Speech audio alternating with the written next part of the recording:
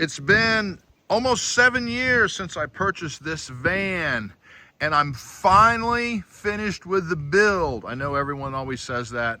I did it on the eco building plan, which means it took me 7 years, and I've almost got 70,000 miles on it. Have driven it all the way from Alabama up to the north part of Washington State, and then I've driven it all over the country teaching and riding. All right, so I'm going to go through it real quick.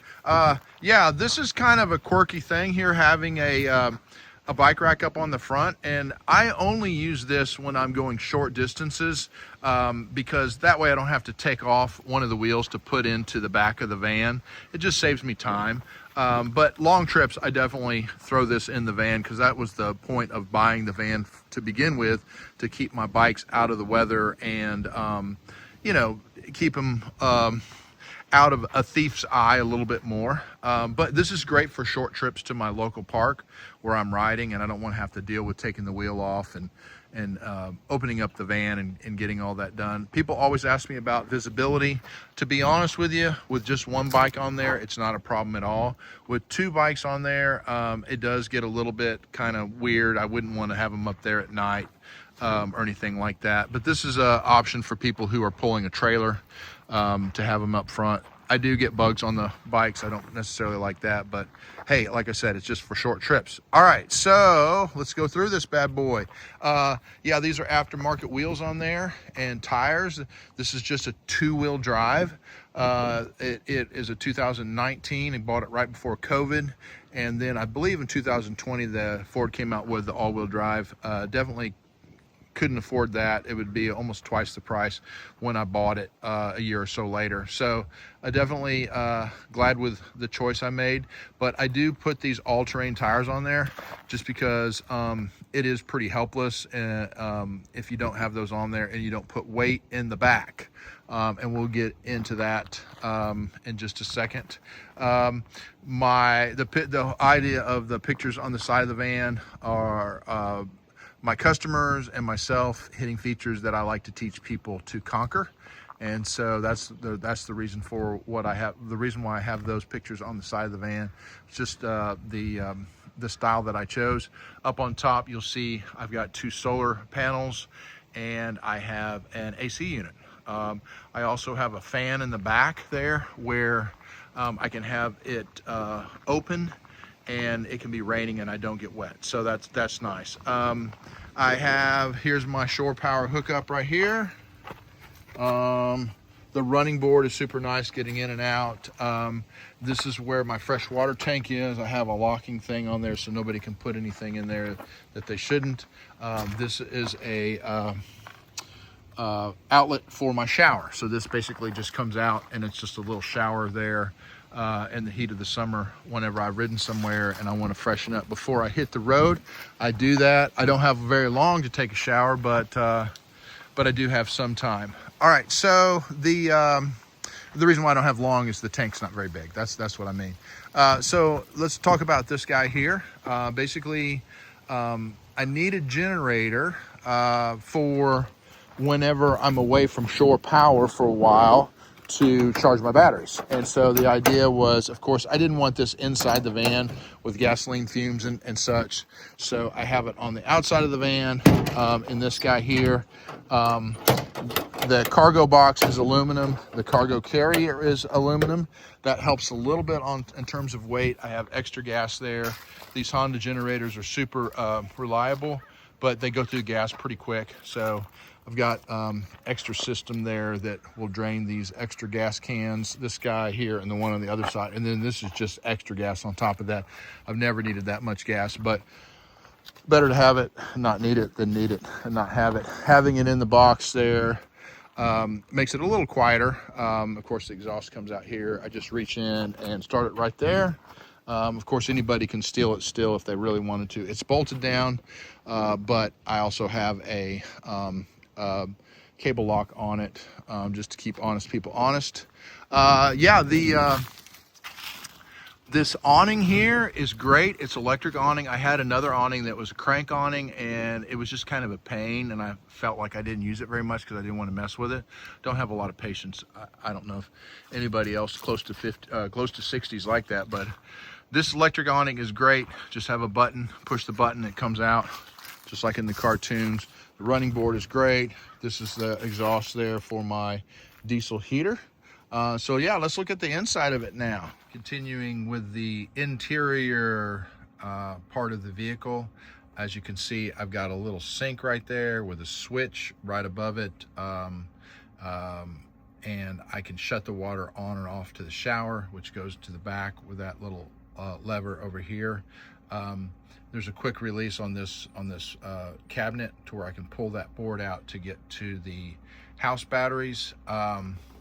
The coach batteries, and let me see, yeah, there's obviously I don't know much about the whole inverter system and everything, but my guy who's done all that work, he's got it set up to where obviously it'll charge whenever I'm driving, recharge the batteries when I'm driving, and the solar charges all the time, so that's awesome. That definitely helps out.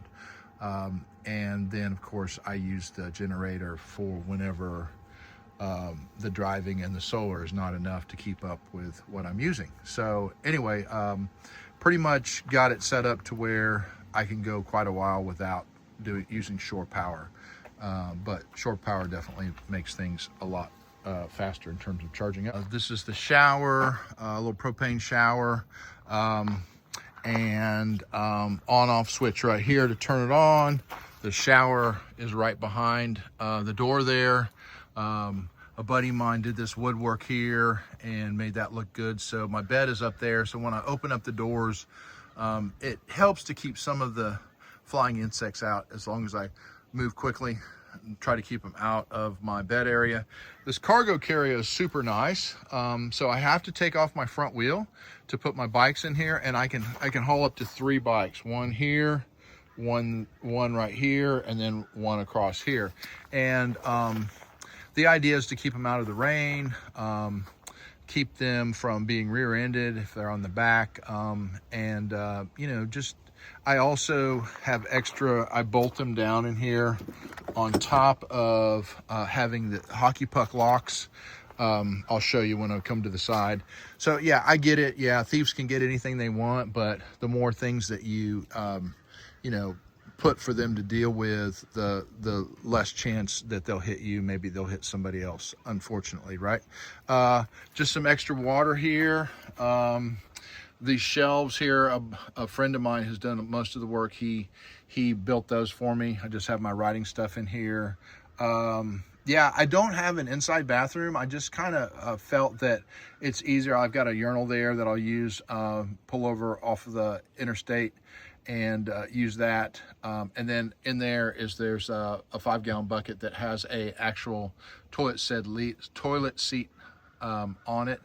And then I just have disposable bags and just toss those away. I just decided to do it that way. It seems like it's cleaner in the long run than having a whole system that gets so dirty.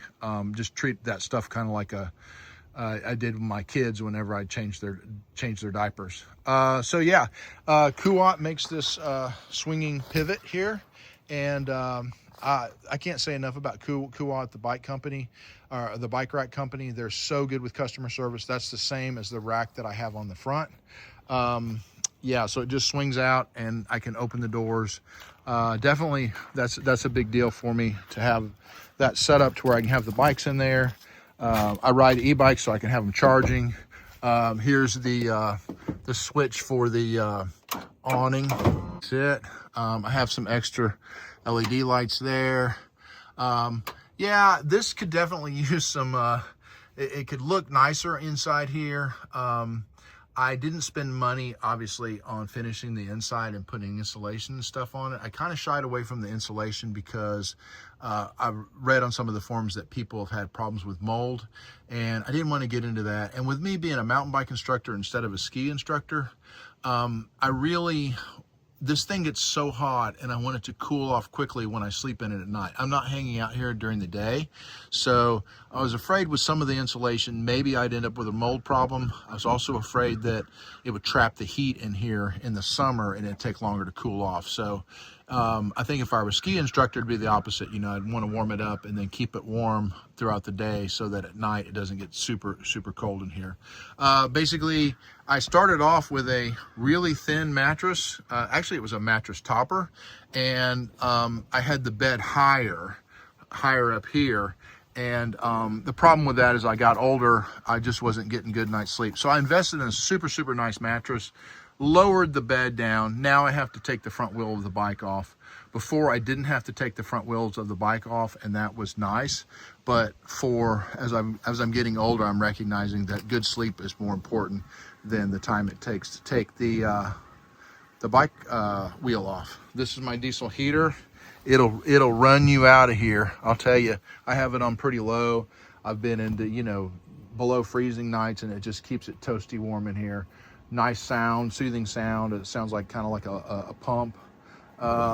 I've got this larger fridge here, and it's been great. I've got a subwoofer over there, put in an aftermarket sound system. The reason why I have this barrier here is a friend of a friend, he had a friend killed in high school because they got in a wreck and a beer keg flew through the air and hit him in the back of the head and killed him. And I know if I were to wreck this thing, it'd be super, super dangerous no matter what. But I'm hoping that that'll keep the projectiles down in case I have to make an emergency stop. I still try to keep as many things strapped down, like this fridge is strapped down, the subwoofer, as much as I can, but the bikes are, but there are still some stray tools and stuff that could fly through the air. So that's the reason why I have that barrier, in hopes that it will at least slow things down and maybe keep me from getting hit in the head. Just storage stuff here. I bought some CC covers just to kind of make it a little louder in here. Got the Brazilian flag there. One of my other hobbies is Brazilian Jiu-Jitsu, so that's the reason why I have that there. A friend of mine's a U.S. Marshal. He gave me that as a way of saying thanks for some stuff some mountain bike teaching that I did for him. There's a really nice stereo there. Yeah, I mean, this is pretty much it. This is one of these hockey pucks locks that I put on the outside doors just to make it a little bit more secure. I do have a hookup up front for those orange jumper cables. So in case I need to jump somebody, it feeds right off of, let's move around here, right off of here. Right there. So I've already got to use that once. Yeah, have any questions about any of the work I've had done, who's done it for me, like the wrap or anything else, I'll do my best to answer it. I hope this gives you guys some ideas. This is perfect for what I do. I don't live in this thing. The most I'll stay in it is maybe 2 or 3 nights. So it's not super comfortable inside. It's pretty utilitarian, but it's perfect for what I do and the goals of this vehicle. So I'm super, super grateful for it. Hey, thanks for watching.